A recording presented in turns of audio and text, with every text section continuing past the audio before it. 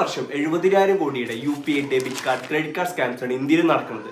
നാളെ നിങ്ങൾക്ക് ഇങ്ങനെ സിറ്റുവേഷൻ വന്നാൽ എന്താ ചെയ്യുക? സൂറത്തിൽ ഇതേപോലെ സിറ്റുവേഷൻ ഒരാൾക്ക് ഉണ്ടായി. അയാൾ എങ്ങനെ പൈസ റിക്കവർ ചെയ്തെടുത്തൊന്നും അയാൾ ജസ്റ്റ് സ്റ്റെപ്സ് എന്താണെന്നും പറഞ്ഞുതരാം. പുള്ളിയുടെ അക്കൗണ്ടിൽ പൈസ പോയി എന്ന് പറഞ്ഞാൽ നിമിഷം തന്നെ ബാങ്കിലും സൈബർ ക്രൈം നമ്പറായ 1915 വിളിച്ച് കംപ്ലൈന്റ് രജിസ്റ്റർ ചെയ്തു. It's very important to do this because ഒരു അൺഓതറൈസ്ഡ് ഇലക്ട്രോണിക് ട്രാൻസാക്ഷൻ ആണ്. നമ്മൾ വിത്തിൻ 3 days നമ്മൾ ബാങ്കിനെ ഇൻഫോം ചെയ്താൽ നമ്മുടെ ലൈബിലിറ്റി 0 ആവും. ആൻഡ് വാട്ട് ഇഫ് ബാങ്കിന് ഇങ്ങനെ പറയുകയാണെങ്കിലോ, സോറി ഞങ്ങൾക്ക് ഇതിൽ ഒന്നും ചെയ്യാല്ല, ഇത് നിങ്ങളുടെ തെറ്റാണ്, ഇറ്റ്സ് യുവർ റെസ്പോൺസിബിലിറ്റി. സോ ഇങ്ങനെയാണ് സിറ്റുവേഷൻ എങ്കിൽ നമ്മൾ ബാങ്കിന് ഒരു ലീഗൽ നോട്ടീസ് അയക്കണം. പിന്നെ അവിടുന്ന് റെസ്പോൺസും കാര്യങ്ങളൊന്നും ഇല്ലെങ്കിൽ കൺസ്യൂമർ ഡിസ്പ്യൂട്ട് റിഡ്രസൽ കമ്മീഷൻ നമ്മൾ കംപ്ലൈന്റ് രജിസ്റ്റർ ചെയ്യണം. It's a part of consumer code. And Surat എന്നുള്ള വ്യക്തി ഇവിടെ കംപ്ലൈന്റ് രജിസ്റ്റർ ചെയ്തു. ആൻഡ് ഈ കേസ് അവർ വിജയിച്ചു ബിക്കോസ് ജെനുവൻലി ഇവരെ ഭാഗത്ത് ഒരു മിസ്റ്റേക്കും ഇല്ല. ആൻഡ് കറക്റ്റ് ടൈമിൽ ഇവർ കംപ്ലൈന്റ് രജിസ്റ്റർ ചെയ്തിരിക്കും. ആൻഡ് ഈ കേസിൽ കമ്മീഷൻ പറഞ്ഞ പോയിന്റ്സ് വളരെ ഇൻട്രസ്റ്റിംഗ് ആണ്. ബാങ്കിൽ കംപ്ലൈന്റ് ചെയ്തതിനു ശേഷം ബാങ്ക് ഈ കേസിൽ ഒരു ആക്ഷൻ എടുത്തിട്ടില്ല. ബാങ്കിന്റെ ഫുൾ ഡീറ്റെയിൽസ് ഉണ്ടാവും, ഈ പൈസ എങ്ങനെ പോയി, എവിടെ നിന്ന് പോയി എന്നുള്ളത്. വേണമെങ്കിൽ മറ്റേ ബാങ്കിനെ ഇൻഫോം ചെയ്ത് ഈ പേയ്മെന്റ് സ്റ്റോപ്പ് ചെയ്യാനോ അല്ലെങ്കിൽ ആ അക്കൗണ്ട് ഫ്രീസ് ചെയ്യാനോ പറ്റുമായിരുന്നു. പക്ഷേ ഇതൊന്നും ഇവിടെ ചെയ്തിട്ടില്ല. സോ നാളെ നിങ്ങൾക്ക് ഇങ്ങനെ സിറ്റുവേഷൻ വന്നാൽ എന്താ ചെയ്യേണ്ടതെന്ന് അറിയാലോ.